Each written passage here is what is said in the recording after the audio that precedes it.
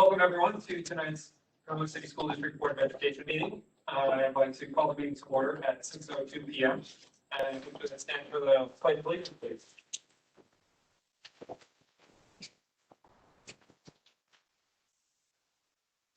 I pledge allegiance to the flag of the United States of America and to the republic for which it stands, one nation, under God, indivisible, with liberty and justice for all. Again, a roll call. Mrs. Gillard? Here. Mr. Pascal? Here. Mr. Jackson? Here. Mrs. Dion? Excused. Mrs. Carey? Here. Mr. Annaly? On his way. And Mr. Knoll? Here. Turn this over to Peggy next. Thank you. As always, submission for public comment can be emailed to boecomment@cohoes.org. So to start with our now traditional pictures, the first photo is Mr. DeSorbo, English teacher at Cohoes High School. This was taken yesterday as CHS celebrated May the 4th with a Star Wars themed day that many of the teachers took part in and did it on May the 5th as well, so all students could participate. The second photo is from a recent lesson in Mrs. Smith-Ball's middle school class and shows students working on the daily reading passage.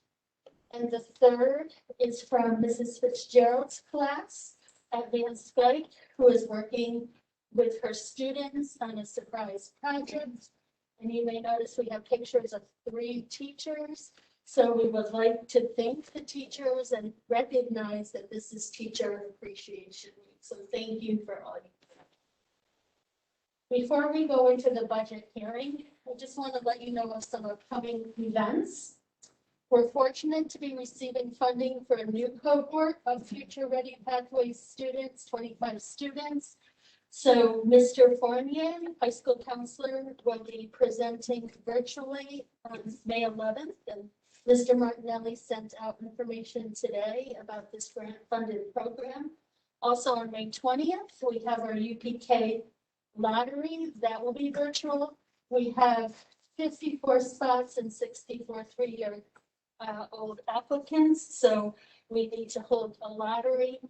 We still have openings in our 4-year-old program, but we have more registrants than spots at Harmony Hill for Harmony Hill 4-year-olds, so we will have a lottery there. Just a few other things. District-wide safety team committee meeting will be at May 26th, and we'll be inviting Mayor Peeler, Police Chief Walden, and Fire Chief Hahn. And then also National Junior Honor Society induction ceremony in person on May 20th, and National Honor Society in person on May 25th with all safety programs. So just a few updates. And now for the budget hearing, I'm going to turn this over to Stacy Mackey, school business official. All right, well, good evening. So the proposed budget for 21-22 is the $43,636,917. It is a reduction over the current year budget of 0.5% or $230,000. And I just want to remind folks about the process this year. It was different. Excuse me.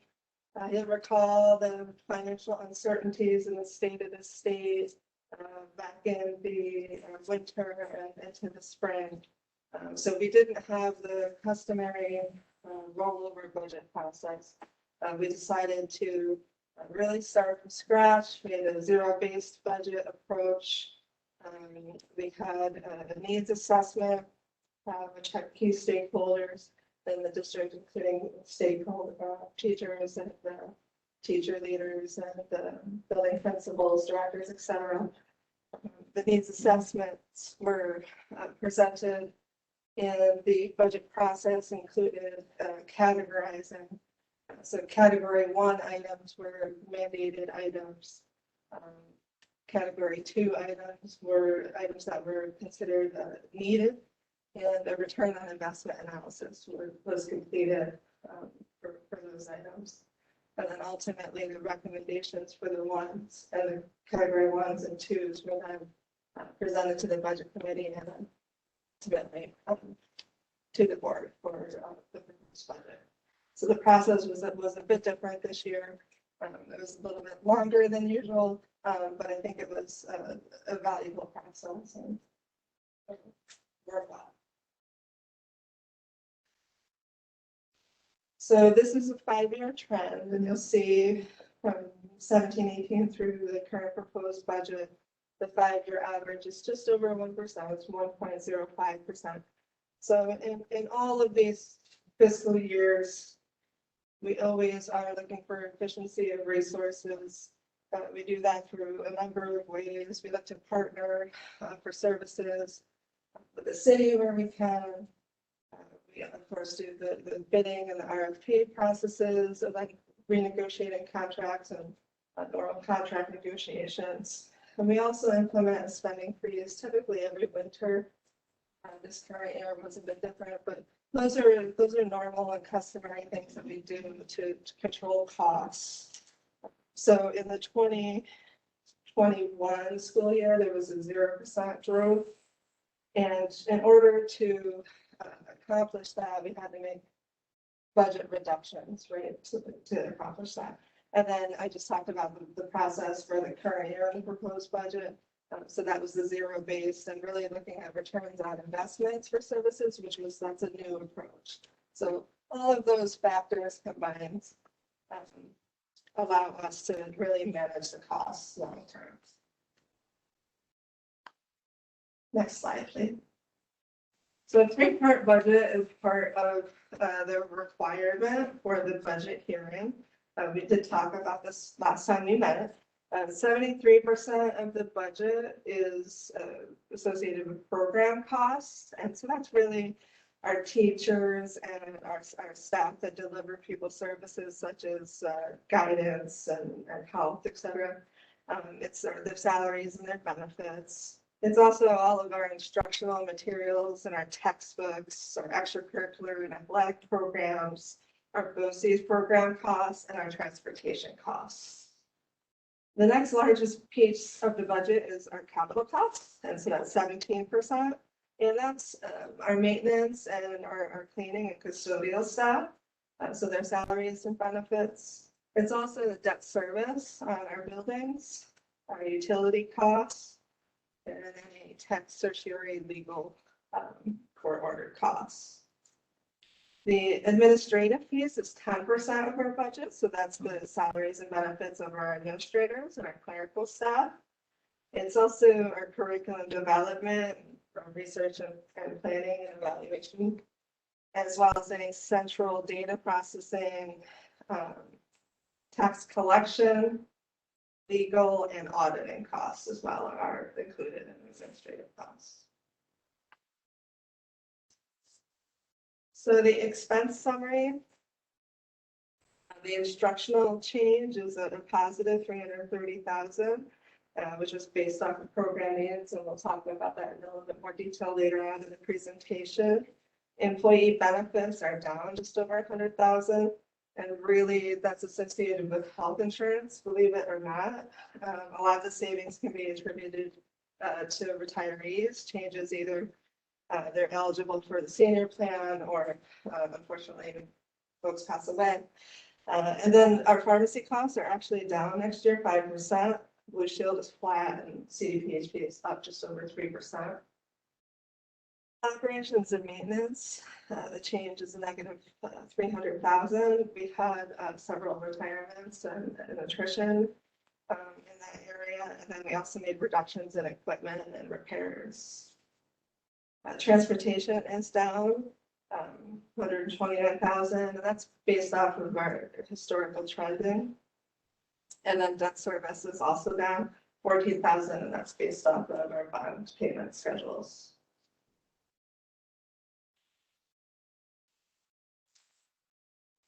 The revenue summary, the big talking points on revenue, obviously we had a win with state aid.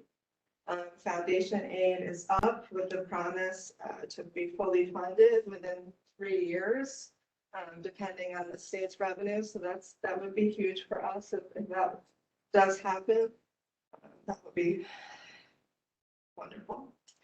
So this year it's a positive change of 871,000, and that enabled us to not use any fund balance or reserves in this budget, which keeps us in line with our long-range financial plan, and it really strengthens the financial position of the district long-term. So again, that's fantastic news. The other piece is the change between pilots and property taxes. So our Brookfield pilot is expiring. So a pilot is a payment in lieu of taxes. So Brookfield historically had a 20-year pilot agreement. The city would bill them and then they would pay and we would have our share. So that revenue source is shifting from the pilot line item, and they're actually going to be on the tax roll now. So they're going to be in the property taxes, contributing through the tax roll.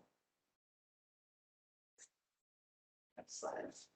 I'll talk about the tax levy and the tax rate in a couple more slides. So New York State budget, the highlights again is really the foundation aid. That was the big win for districts. Again, with the plan to phase fully funded within 3 years. We also received guidance on the federal stimulus monies. They will not be accounted for in the general fund, so they'll be accounted for like a grant. And we'll talk about that more in the upcoming months. But that's not part of the budget process. We also had a win in transportation aid. The standby expenditures from March 16th through May 7th are going to be eligible for transportation aid, so that was good news. And then there was some other items in the budget, the UPK, there's going to be some expansion grants available. There'll be a new property tax relief credit. It's going to be income based, and that'll be through when folks file their taxes. And there's a star change for mobile homeowners, and then no change for the special education residential placements, no change there. So the tax levy and the tax rate. So the tax levy is the amount of money that the district can collect through taxation. So the allowable tax levy is the 17.1 million. It's an increase of 6.8%, but as I talked about just a few moments ago, that's mainly attributed to the Brookfield pilot expiring, and now they'll be joining onto the tax roll. So really what residents want to focus on is the tax rate. So the estimated tax rate, it's just under a 1% increase. So what that would mean for a homeowner with a property with an assessed value of 150,000, it's about $26 a year, or just over $2 a month. So that's great news for our taxpayers. The tax rate is the figure that's used to calculate the tax bill based off of $1,000 assessed value, excuse me. So that's good news.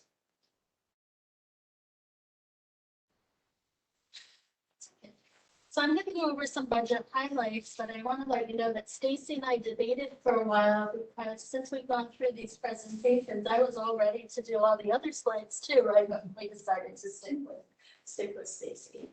So at Cohoes High School, the addition of the AIM Academy, actually the reinstatement of the AIM Academy, reinstatement of a .4 school counselor to 1.0. ARC transitions contract, an after school assistance program, and then summer school. At Cohoes Middle School, 0.6 FTE school counselor, specialized tier 3 reading teacher, special class math and behavior support at a 0.2 FTE. And then at the elementary, music teacher, and then special education teachers at Lansing and AIS providers at Harmony Hill and Van Skyke. And at the elementary, this is through reassignment of existing resources. So we wanted to talk about what happens if the budget is defeated. Something to keep in mind is that the district would then adopt a contingency budget, which would include about 500,000 in fund balance and reserves. There's some contingent expenditures, legal expenditures, and other items necessary to maintain the education program and health and safety that are allowable. But in addition to the use of fund balance, we would also have to find 575,000 in further reductions. This would include district-wide clubs and activities, instructional materials, supplies, equipment, conferences, and more. So the next steps in terms of our budget timeline this week, our budget notice will be mailed to residents. Stacy and I are also going to be recording a presentation that will be shared with teachers. It can be shared with parent groups and others. And then May 18th is the annual budget vote and 2 seats. So I know that you have heard these pieces before as well. Any questions? Any questions?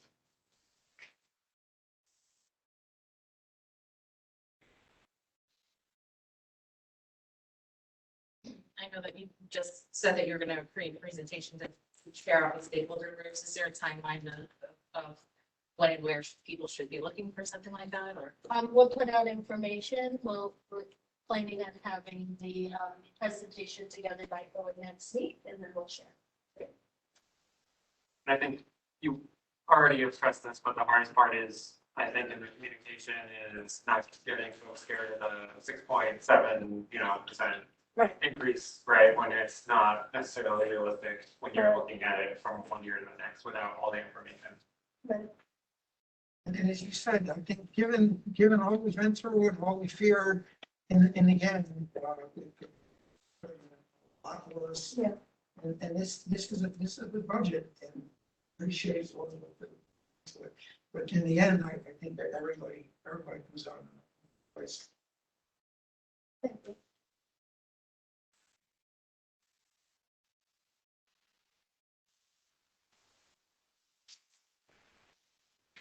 Thank you for reporting items.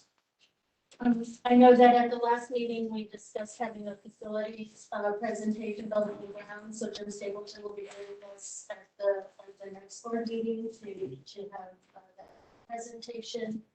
And we'll have an update next week with a firm plan for moving to in-person board meetings in terms of timeline and location. We have been trying out locations. Some of the difficulty, Aaron Cagwin, our communications person, and Sylvie Joseph, our IT director, did try a location that we thought would work. The difficulty is streaming while having in live and making sure that everyone can hear. So we're going to be continuing to look and refine and share more into this. Thank you.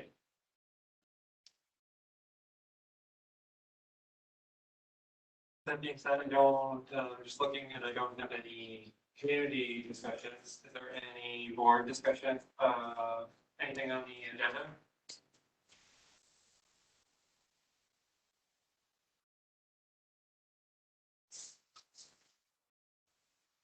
I know that there are a few volunteer appointments on here, and as we talked about, it's been a very challenging year, and we thought it could have been much worse. And we're very appreciative of those for us, of course, of the whole year who have volunteered their time for all sorts of things, from co-curricular activities to sports to across the board, you name it. So thank you to those that are doing that.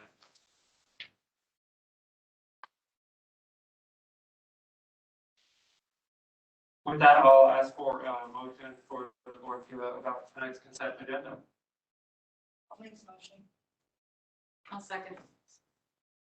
Mrs. Giller, Yes. Mr. Pascal. Yes. Mr. Jackson, Yes. Mrs. Carey, Yes. Mr. Annaly, Yes. and Mr. Nolan.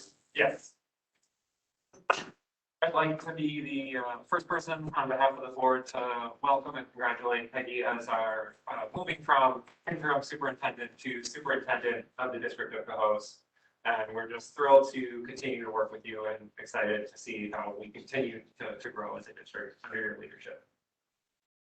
Well, thank you so much. You took one of my words, thrilled. I am absolutely thrilled to be able to serve the students, staff, and community of Cohoes in this role. And I want to thank you, thank the board. I'm honored by the appointment and I'm excited to continue to work with and for you. So thank you. So as a new kid on the block, you could tell us a little something about yourself. You can read about me tomorrow. I think between navigating a pandemic, reinventing instruction, and coming through a very difficult budget year, it can only go up from here, right? We look forward to working with you. Congratulations. Thank you.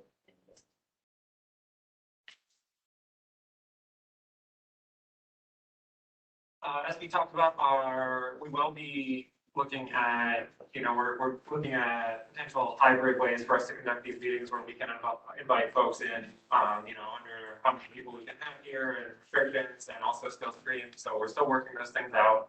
But our next meeting is, the next thing actually is the vote on May 18th. And that is from 12 to 9 o'clock in all three elementary schools. And then the following day will be the Board of Education meeting at 6 o'clock, May 19th. And you'll still be able to find it live streamed. And I don't anticipate we'll have in-person ready for then, but just in case, keep it if you're on your toes, and we might have something online if you're interested in joining us.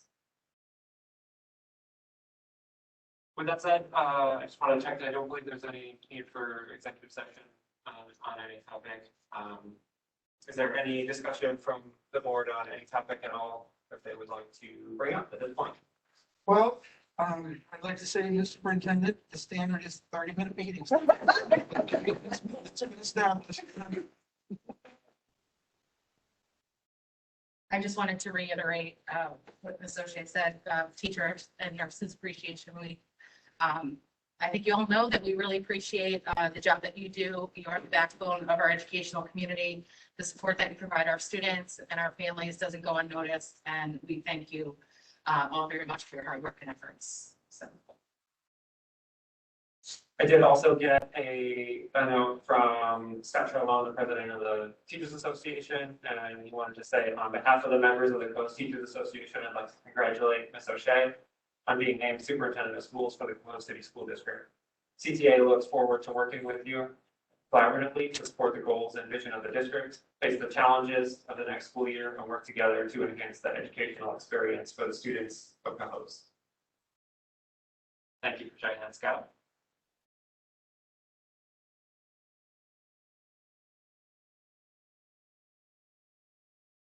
With that being said, I'll ask for a motion to adjourn the meeting at 6:25.